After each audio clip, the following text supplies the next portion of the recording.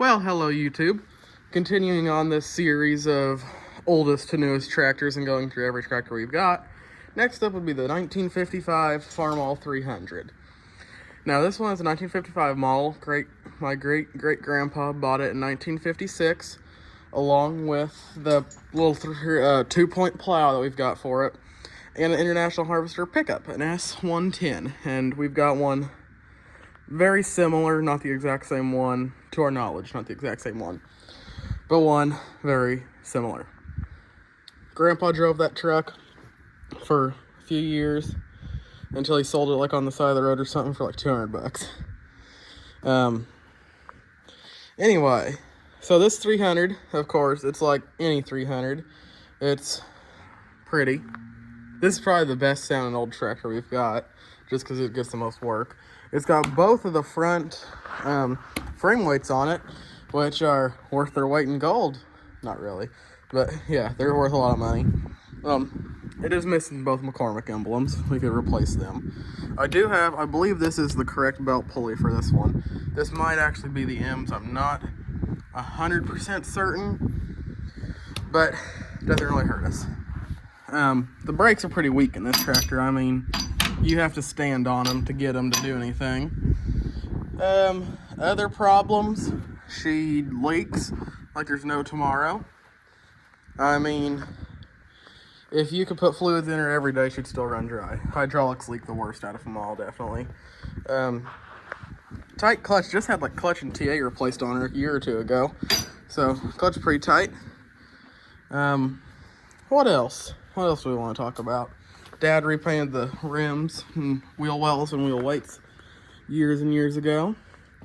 And we use it mostly to do box blade work with right here, with this box blade.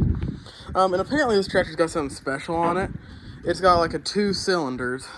So it's like, so you've got the up and down one, and then one up there in the front that angles it. So like it could be here, you have the one that does that, and there's also one that can do that. So like I can put it down here and I can push that down so it's further down. So like I could have this one up here and that, or I could push like what we did with this here to break ice, put the teeth down, and then raised this one up, so, and then put the back one down, so it's sitting there like that, so the teeth were in the ground, breaking ice. Works pretty well. Yeah. Another thing about these 300s is they had the torque amplifier. These were the first models, other than like the Super MTA, that had the, choke was that? They had the torque amplifier. This right here is belt pulley. It doesn't hurt. Same transmission as the M, basically, or H, since this is the bigger H. This is the upgrade to an H. You see, reverse 1, 2, 3, 4, 5. Same thing. Saying about the same time as this one, we had a Super H with a 9-speed transmission, the high-low, and they also had a 350, and Grandpa described 350 as a supersized M.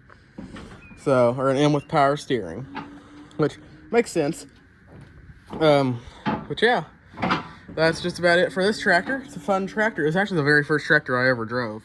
Here, folks, is that 2-point plow I'm talking about. You guys saw it in the plow day video. We've used it to plow. We used it to plow the garden. I don't know if y'all ever seen that. But yeah, 2-point plow for the 300, 3 bottoms. Many hours Grandpa spent pulling this with the 300. Probably even got behind the 350 once or twice, I bet, back in the day. Well, folks, this here is that International pickup I was talking about that we have now. This is in our old schoolhouse shed. This building, specifically that building right there, was once a school. And my great-great-grandpa got the idea whenever he bought this property to pick it up and push it somewhere else. Set it right here. It was his shop until Grandpa moved back here in the 70s. But here's a truck that was also like my great-great-grandpa's. Grandpa had been wanting another one of them, and I do too. I really like it. I think it's really cool. It's a 1956 International Harvester S110. They are hard to come by. And Grandpa's one specifically was this color of blue. Really small interior, I tell you what. This window will fall out if you roll it all the way down. The ashtray holds the screwdrivers for whenever it goes wrong. And also, Grandpa and I can both fit our phone in there for a little digital speedometer because it works well. He did have it clear coated. I'll put in pictures before and after clear coat.